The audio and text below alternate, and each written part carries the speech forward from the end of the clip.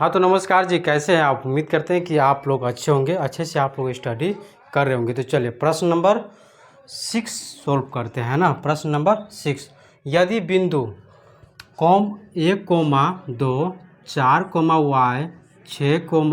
x, 6 और 3,5 इसी क्रम में लेने पर एक समांतर चतुर्भुज के शीर्ष हो तो x और y ज्ञात कीजिए। क्या बोल रहा है? x और y ज्ञात कीजिए, है ना। तो सबसे पहले यहाँ पर देखिए यहाँ पर देखिए कि क्या बोले, समांतर चतुर्भुज। तो समांतर चतुर्भुज बनाइए। एक समांतर चतुर्भुज हमारा क्या बन गया? समांतर चतुर्भुज, है ना। समांतर चतुर्भुज।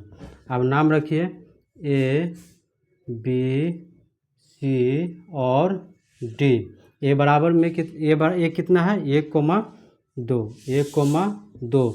बी बराबर कितना है? 4 और y 4y। सी बराबर कितना है? x और 6 x, 6 और डी बराबर कितना है? 3,5। अब यहाँ से बोला है कि इसी क्रम में लेने पर एक समांतर चतुर्भुज के शीर्ष हो तो शीर्ष, तो क्या बोला है? शीर्ष। तो एक शीर्ष तो है ए सी, है ना। एक है बी डी। अब इस पे ओ बिंदु पर, है ना, ओ बिंदु पर। तो यहाँ पर देखिए कि विकर्ण ए सी एवं बी डी का मध्य बिंदु 0 है। मध्य बिंदु क्या है हमारा? 0 है। ए सी और बी डी का मध्य बिंदु क्या हमारा? 0 है ना। यहाँ तक तो समझ में आ गया आप लोग को।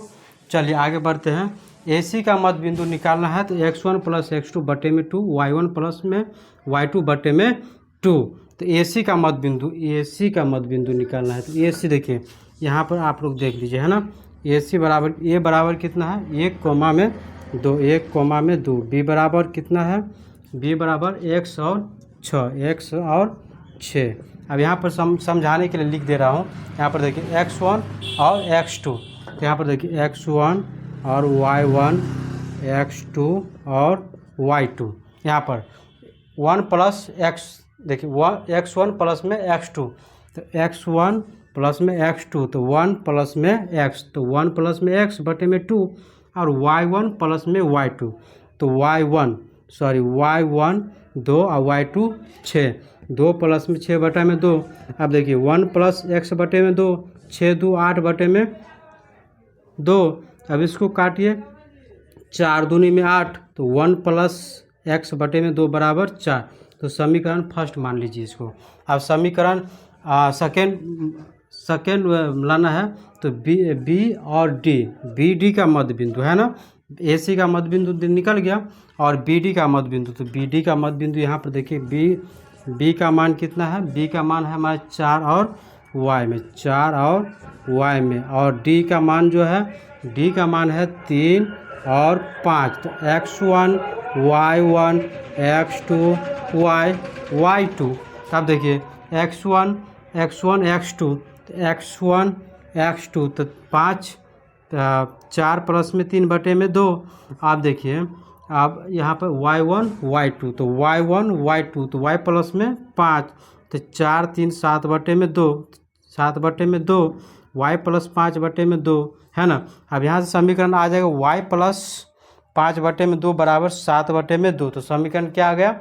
2 आ गया। समीकरण 2 आ गया। तो चलिए आगे बढ़ते हैं समीकरण फर्स्ट और समीकरण सेकेंड में। समीकरण फर्स्ट और समीकरण सेकेंड में तो आए देखिए समीकरण फर्स्ट और सेकेंड।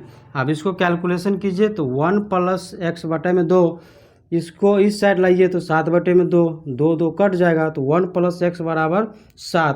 तो अब इसको इस साइड ले जाइए तो 7 में से 1 घटाइए तो x बराबर में क्या आ जाएगा? 6। x बराबर में 6। अब यहाँ पर देखिए 4 बराबर y प्लस 5 बटे में 2।